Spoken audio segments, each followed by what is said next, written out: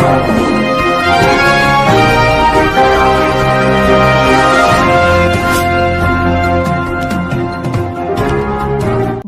మండలం సిద్ధాపూర్ గ్రామ రైతులు శనివారం బోధన్ సబ్ కలెక్టర్ కార్యాలయంలో ఏవోకు కలిసి వినతిపత్రం అందజేశారు.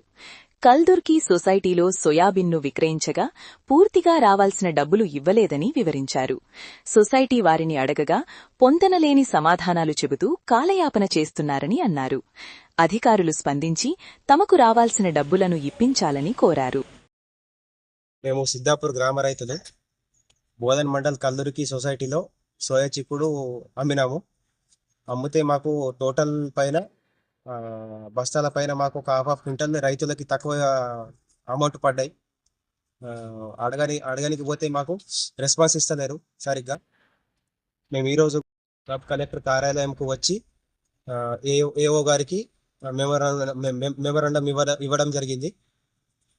దీనికి వారు రెస్పాన్స్ ఇచ్చి తగు చర్యలు తీసుకుంటామని చెప్పారు.